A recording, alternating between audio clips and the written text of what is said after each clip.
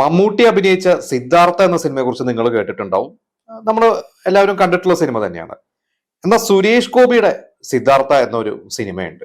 ആ ഒരു സിനിമ സംഭവിച്ചിട്ടില്ല എന്നുള്ളതാണ് എനിക്ക് അറിയാൻ സാധിച്ചത്. ഇന്നിപ്പോ എന്തായാലും എന്റെ കയ്യിലുള്ളത് പഴയ ഒരു സിനിമാ വാർത്തയാണ്. ഇത് 94-ലോ 95-ലെയോ ആണ്. ഞാൻ ആ വാർത്ത വായിക്കാം. അനിൽ ബാബുവിന്റെ സുരേഷ് ഗോപി ഫിലിം സിദ്ധാർത്ഥ. ജൂബിലന്റിന് വേണ്ടി അനിൽ ബാബു സംവിധാനം ചെയ്യുന്ന സുരേഷ് ഗോപി ഫിലിമിന് സിദ്ധാർത്ഥ എന്ന് പേരിട്ടു. സിദ്ധാർത്ഥയുടെ ഷൂട്ടിംഗ് ജൂൺ 25-ന് കോഴിക്കോട് ആരംഭിക്കുമെന്ന് ജൂബിലന്റ് സജി തോമസ് വെള്ളി നക്ഷത്രത്തെ അറിയിച്ചു. ജൂലൈ 1-ാം തീയതിയോടെ ഇതിന്റെ ഷൂട്ടിംഗിൽ പങ്കെടുക്കാൻ സുരേഷ് ഗോപി എത്തിച്ചേരും. ശോഭന, അമ്മയാണ് സത്യത്തിലൂടെ കീർത്തി നേടിയ ആനി, ഗീത എന്നീ 3 നായികമാർ സിദ്ധാർത്ഥയിൽ അഭിനയിക്കുന്നുണ്ട്.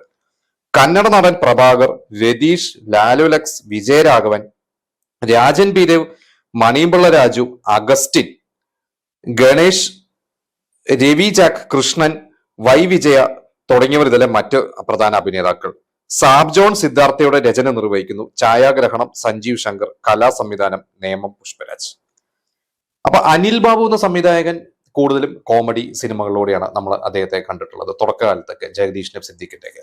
അത് കഴിഞ്ഞ് അദ്ദേഹം സുരേഷ് ഗോപിനെ വെച്ചിട്ട് ഒരു സിനിമ, സുരേഷ് ഗോപി നായകനായിട്ട് അല്ലെങ്കിൽ വിജയരാഘവന് നല്ലൊരു വേഷം ചെയ്തിട്ടുണ്ട്. രഥോത്സവം എന്നൊരു സിനിമയാണ്. അതൊരു ആവറേജ് പോയിട്ടുള്ള ഒരു സിനിമ തന്നെയാണ് രഥോത്സവം. അത് എഴുതിയത് ജെ പള്ളാശ്ശേരിയാണ്. 95-ലാണ് രഥോത്സവം തിയേറ്ററുകളിൽ എത്തുന്നത്. തെച്ചിപ്പൂവെ എന്ന ആ ഒരു പാട്ടൊക്കെയാണ് പെട്ടെന്ന് എന്റെ മനസ്സിലോട്ട് വരുന്നത്. കാരണം അന്ന് ആ ഒരു സിനിമയെക്കാട്ടും കൂടുതൽ എല്ലാവരും ഏറ്റെടുത്തതും നമ്മളൊക്കെ ഓർക്കുന്നതും ആ ഒരു പാട്ടാണ്. സാബ് ജോൺ ആണെങ്കിൽ സുരേഷ് ഗോപിനെ വെച്ചിട്ട് സിനിമകൾ ചെയ്തിട്ടുണ്ടോ എന്ന് ചോദിച്ചു കഴിഞ്ഞാൽ സാബ് ജോൺ നല്ലൊരു റൈറ്ററാണ്. കുറച്ച് സിനിമകളേ ഉള്ളൂ. അതിൽ ഈ ഒരു കാലഘട്ടത്തിൽ 95-ൽ ഹൈവേ എന്ന സിനിമ അത് എഴുതിയത് സാബ് ജോൺ ആണ്. ഹൈവേ ഒരു ഗംഭീര സിനിമ തന്നെയാണ്. ജയരാജ് ഡയറക്ട് ചെയ്തിട്ടുള്ള, ജയരാജിന്റെ ജോണി വാക്കറൊക്കെ പോലെ അത് വേറൊരു മൂഡിലുള്ള നമുക്കൊരു മലയാളം സിനിമ എന്ന് പറയാൻ പറ്റില്ല. ഞാനവിടെ കേട്ടിട്ടുണ്ട് ഹൈവേ എന്നൊരു സിനിമയൊക്കെ അന്ന് ഡബ് ചെയ്ത് അവിടെ ഇറക്കിയപ്പോൾ തെലുങ്കില് സൂപ്പർ ഹിറ്റായി. ഒരു ചിരഞ്ജീവി സിനിമയ്ക്ക് കിട്ടുന്ന ഒരു കളക്ഷനൊക്കെയാണ് അന്ന് ഹൈവേക്ക് കിട്ടിയിട്ടുള്ളത് എന്നൊക്കെ ഞാൻ കേട്ടിട്ടുണ്ട്. എന്തായാലും സാബ് ജോണിന്റെ ഒരു രചന എന്ന് പറയുമ്പോൾ സാബ് ജോണിന്റെ ഏതോ ഒരു കഥ അനിൽ ബാബു എന്നുണ്ട്. അനിൽ ബാബു ഒരിക്കലും അദ്ദേഹം അവര് ഡയറക്ഷൻ മാത്രമേ ഉള്ളൂ, അവര് സ്ക്രിപ്റ്റ് എഴുതിയിട്ടില്ല. അപ്പൊ എന്തായാലും ഈ ഒരു സിനിമ അമ്മയാണ് സത്യത്തിലൂടെ ശ്രദ്ധിക്കപ്പെട്ട് തുടങ്ങിയ ആനി എന്ന് പറയുമ്പോൾ അമ്മയാണ് സത്യം 93-ലാണ്. അപ്പോൾ ഒരുപക്ഷെ 93-ലെ ആർട്ടിക്കിൾ ആയിരിക്കാം, 93-ൽ തന്നെ. ഇത് കഴിഞ്ഞ് ആനി അഭിനയിച്ചിട്ടുള്ള ഒരു സിനിമ രുദ്രാക്ഷമാണ്. രുദ്രാക്ഷം ചെയ്തു 94-ല്. അത് കഴിഞ്ഞ് 95-ല് മഴയത്ത് മുമ്പേ ഒക്കെ ചെയ്തിട്ടുണ്ട്. ആനിയും കുറച്ച് സിനിമകൾ അവർ ചെയ്തിട്ടുള്ളൂ. പക്ഷെ ഇത് ഏത് സിനിമയാണ് എന്നുള്ളതാണ്. സാബ് ജോണിന്റെ ഹൈവേ എന്ന സിനിമയാണെങ്കിൽ ഹൈവേയിൽ ഈ സിദ്ധാർത്ഥ എന്ന ഒരു പേരിട്ടിട്ട് ആ ഒരു സിനിമയാണെന്ന് എനിക്ക് തോന്നുന്നില്ല. പിന്നെ അനിൽ ബാബു ഡയറക്ട് ചെയ്തിട്ടുള്ളതാണെങ്കിൽ രഥോത്സവം ആണെങ്കിൽ അത് ജെ പള്ളാശ്ശേരിയാണ് ആ ഒരു സിനിമ ചെയ്തിട്ടുള്ളത്. അപ്പൊ ഇത് ഏത് സിനിമയാണ്? ഇനി ഇത് രുദ്രാക്ഷം എന്ന സിനിമയാണോ? രുദ്രാക്ഷം സിനിമയുടെ കഥ രഞ്ജിത്താണ്.